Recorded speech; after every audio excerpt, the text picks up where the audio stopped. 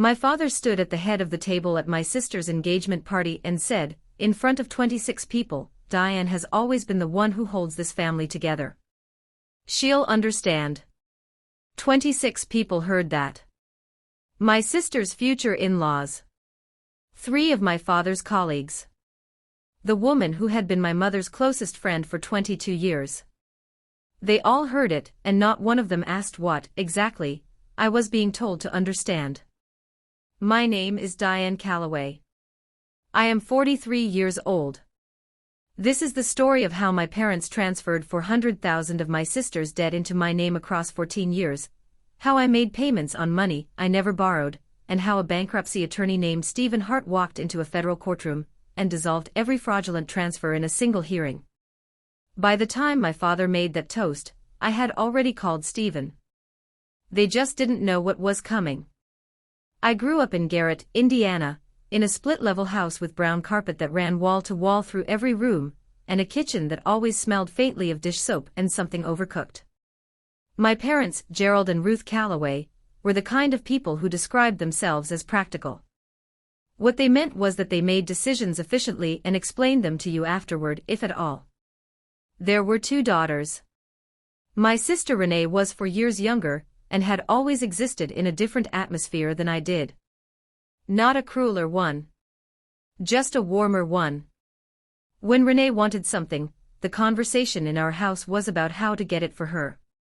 When I wanted something, the conversation was about whether I had considered all my options. Renee was beautiful in a way that made people want to do things for her without being asked. She smiled and the room reorganized itself. I was the one who organized the room myself, quietly, before anyone arrived. I left Garrett at 18 for Purdue, paid my own way through with loans and 2 part-time jobs, and graduated with a degree in accounting. Renee attended a private art school in Chicago for 2 years before deciding it wasn't for her. My parents paid the $47,000 tuition without visible distress. I know the exact figure because I did their taxes for 11 years. I came home to Garrett at 26 because my mother had a health scare, and my parents asked me to be closer. I found work at a regional firm in Fort Wayne. I bought a modest house. I thought I was being a good daughter. I was. That was precisely the problem. Renee's life moved in a different direction. She opened a boutique retail shop in 2009, the year the economy had no patience for boutique retail shops. She borrowed against a line of credit. Then she borrowed again. She had a business partner who left. She had inventory that didn't move. By 2011, she had accumulated $312,000 in business debt and personal credit lines she couldn't service. I did not know any of this at the time. I was living 20 minutes away, filing quarterly reports and mowing my own lawn. The first time I noticed something was wrong was in the spring of 2012. I was reviewing my own credit report as part of a mortgage refinance application, and found a joint account I had no memory of opening. It was a credit line showing a balance of $38,400. The account had been opened in 2010. It listed my name alongside Renee's. I called my mother. She said my father would explain it. He did not call for 4 days. When he did, he said it the way he said everything practical. Renee had needed a cosigner to secure the line of credit. He had used my information because my credit score was strong and because, he said, you weren't going to miss it. You're responsible. I asked if I had signed anything. He said the paperwork had been handled. I asked what that meant. He said it was family. I did not push further. That was my first mistake, and it cost me the next 12 years. What I did not know was that this was not a single incident. Between 2010 and 2014, my name had been attached to 4 separate financial instruments totaling, at their peak, $400,000 in outstanding balances. A second credit line. A small business loan. A personal loan through a credit union in Fort Wayne, where my father had a long relationship with a loan officer named Dale Pruss. And a refinanced mortgage on Renee's apartment, on which I appeared as a co-borrower. The monthly payments, which were automatically debited from an account my father had helped me open in 2009 for what he called family expense sharing, had been quietly draining between $1,900 and $3,400 from my income every month. I made those payments for 14 years. I thought they were utilities. I thought they were a family account. I did my own taxes meticulously, and somehow, because the debits were structured as account transfers rather than loan payments, they never appeared in a way that assembled themselves into a clear picture. The second moment came in 2017. I applied for a personal loan to replace my car and was denied. The debt-to-income ratio the bank cited was nearly double what I believed my obligations to be. I went home and sat at my kitchen table for a long time. Then I ordered my full credit report. Not the standard free version. The comprehensive one. It took me 3 evenings to read it completely. When I finished, I sat very still. The third moment was a conversation at my parents' house in 2022, Thanksgiving, 15 people at the table, when I asked my father directly whether my name was still attached to any of Renee's accounts. He looked at me across the table, put down his fork, and said, "Diane, you're the one who can handle things. Renee never could. That's just who you both are." Renee said nothing. She reached for the bread basket. The engagement party was 2 months later. January. The smell of lilies from the centerpieces was overwhelming in the way that flowers are when a room is too warm. My father made his toast and said what he said, and I sat at table 4 with a glass of water I didn't drink, and I understood clearly, for the first time, that this was never going to be acknowledged willingly. I drove home in the dark. The roads in Garrett in January are very flat and very quiet, and the heater in my car made a soft sound the whole way. I did not call anyone that night. I went inside. I made tea. I sat at the same kitchen table where I had read the credit report, and I thought about $400,000. I thought about the car I didn't replace. The vacation I deferred for 6 consecutive years. The retirement contributions I had reduced to make the monthly debits work. I thought about my father's voice when he said I was the responsible one. He had been saying it my entire life. He had meant it as a compliment. He had also meant it as a contract. I did not call Renee. I did not call my parents. I wrote one thing in the notepad I keep by the stove. A number. 400,000. I looked at it for a while. Then I looked up bankruptcy attorneys in Columbus who handled fraudulent transfer cases. Stephen Hart had a website that was plain and text-heavy, and did not use the word justice once. I liked that. I called his office at 9 on a Monday morning and spoke to his paralegal, a woman named Carol, who asked me to describe the situation in 3 sentences. I did. She scheduled a consultation for Thursday. I brought everything I had. The comprehensive credit report. 14 years of bank statements showing the automatic debits. A folder of tax returns.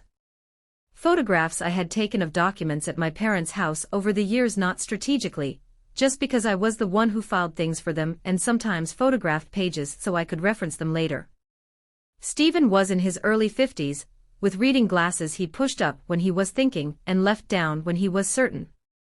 He was down for most of our first meeting. He identified the Fort Wayne Credit Union loan as the clearest point of exposure. The loan had been originated by Dale Pruss, who had retired in 2019. Stephen requested the original loan application through a records subpoena. It came back in 6 weeks. My signature on the application did not match my signature on any document I had actually signed. Stephen sent both to a forensic document examiner in Cincinnati named Dr. Angela Yu. Her analysis, delivered in a 12-page report, concluded the signatures were not produced by the same hand. The business loan, originated in 2011, showed the same irregularity. 2 instruments. 2 forged signatures. $218,000 in combined principal. Stephen filed in the Southern District of Indiana. The petition cited fraudulent transfer under 11 U.S.C. 548. Unauthorized use of identifying information and unjust enrichment across 14 years. The filing date was September 14. The hearing was scheduled for November 3. My parents were served on a Tuesday afternoon. My mother called me that evening. I let it go to voicemail. She said she didn't understand what was happening. She said she hoped we could talk before things went further. She used the word family 4 times in a 2-minute message. I saved the voicemail and did not call back.